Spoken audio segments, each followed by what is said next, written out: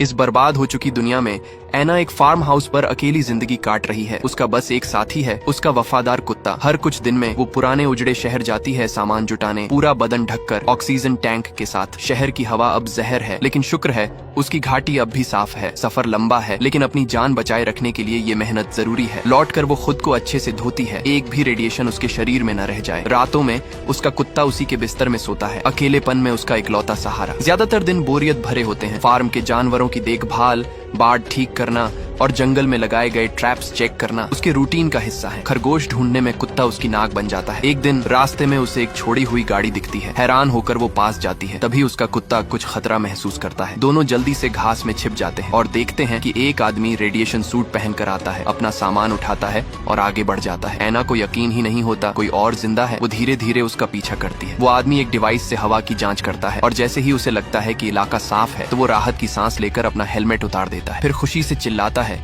जैसे बरसों बाद जिंदगी का स्वाद मिला हो। वो सूट उतार कर पानी के झरने में नहाने चला जाता है। तभी एना बाहर आती है और उसे रोकने दौड़ती है, लेकिन उसके हाथ में बंदूक देखकर वो आदमी डर जाता है। वो भी अपनी बंदूक तान देता है और गुस्से में फायर कर देता है। चिल्लाते हुए पूछता है, कहाँ हैं बाकी लोग? एना दोनों हाथ ऊपर कर देती है और घबराकर बस इतना कहती है, ये पानी जहरीला है। वो आदमी चौंक जाता है, भागता है वापस अपनी गाड़ी की तरफ और अपना वही डिवाइस निकालकर जांच करता है। अब वो समझ चुका है, वो सच में रेडिएशन से भरे पानी में नहा रहा था। अचानक उसकी तबीयत बिगड़ती है, उल्टियां करने लगता है। भागता है अपनी दवा की इंजेक्शन लेने। थरथराते हुए एना की तरफ बढ़ता है और गिड़गिड़ा कर कहता है, प्लीज मुझे इंजेक्शन लगा दो। उसकी चीखों से एना थोड़ा सतर्क हो जाती है, शायद डर भी जाती है, लेकिन तभी वो आदमी अपनी बंदूक जमीन पर फेंक देता है और कसम खाता है, मैं तुझे कोई नुकसान नहीं पहुंचाऊंगा। एना उसकी हालत देखती है और फिर बिना ज्यादा सोचे इंजेक्शन दे देती है। वो उसे अपने घर ले चलने का ऑफर देती है। रास्ते में वो खुद को ढंकता है और कहता है, मुझे हर दिन ये दवा लेनी पड़ेगी और अगर मैं मर जाऊं तो मेरे शरीर को जला देना। घर पहुंचकर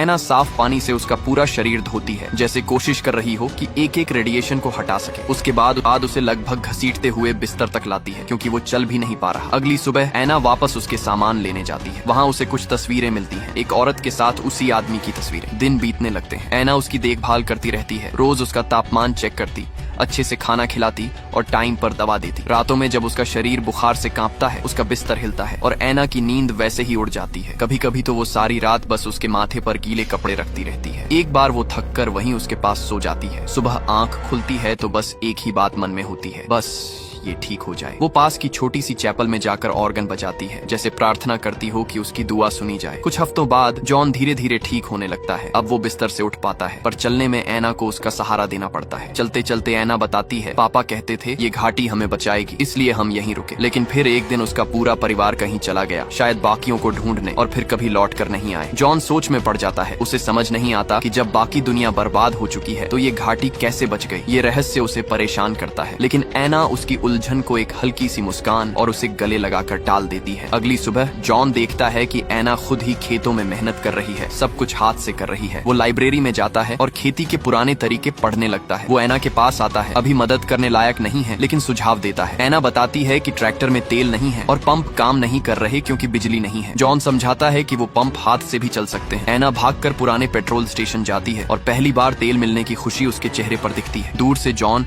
उसे अपनी बंदूक के स्कोप से देखता है। एना ट्रैक्टर चला रही है और कुत्ता उसके पीछे भाग रहा है। उस रात डिनर पर एना खाना खाने से पहले प्रार्थना करती है। जॉन उसे चुपचाप देखता है, फिर धीरे से कहता है, जब सब खत्म हुआ मैं सरकार के बंकर में था, एक रिसर्चर की तरह काम कर रहा था। वो बताता है कि वो बंकर छोड़कर बाहर निकला क्योंकि वहाँ घुटन हो रही थी और शायद असली जिंदगी की तलाश कर रहा था। तस्वीरों का जिक्र आता है। एना पूछती है, वो तुम्हारी पत्नी थी? जॉन बस इतना कहता है, नहीं, वो मेरी बीवी नहीं थी। रात को जब सोने का वक्त आता है, एना पहली बार अपने कमरे का दरवाजा खुला छोड़ देती है। जॉन उसकी खुली टांगे देखता है, लेकिन फिर भी अपने कमरे में चला जाता है। अगले दिन एना तालाब में मछली पकड़ने जाती है और उसी वक्त थोड़ा तैर भी लेती है। जॉन किनारे से उसे देखता है और दोनों की नजरें कई बार मिलती हैं। वापस आकर दोनों मिलकर मछली पकाते हैं। एना समझाती है कि ये तालाब उसी जमीन के नीचे से आता है जहाँ से उनका कुआं भरता है। सर्दियों में ये जम जाता है और पिछली बार की सर्दियां कितनी मुश्किल थीं ये भी बताती है। उसका जनरेटर तब खराब हो गया था। जॉन जनरेटर चेक करता है, इंजन जल चुका है। एना खुद को दोष देती है, शायद मैंने डीवीडी प्लेयर लगाकर गड़बड़ कर दी, लेकिन जॉन उसे रोकता है, नहीं, ये बहुत पुराना हो चुका था, टूटना तय था। तभी एना हंसते हुए स्कूल प्रोजेक्ट्स की बात करती है, जैसे आलू से बिजली बनाना। इस पर जॉन के दिमाग में आइडिया आता है। वो दोनों झरने पर जाते हैं। उसका बहाव देखकर जॉन कहता है यहाँ वाटर व्हील बन सकता है, इससे जनरेटर चलाया जा सकता है, लेकिन इसके लिए बहुत लकड़ी चाहिए, और वो चैपल को तोड़ने की बात करता है। ये सुनकर एना पीछे हट जाती है। वो बताती है कि ये चैपल उसके पापा ने बनाया था, हर संडे यहाँ प्रवचन देते थे। उसे यकीन है कि घाटी इसलिए बची है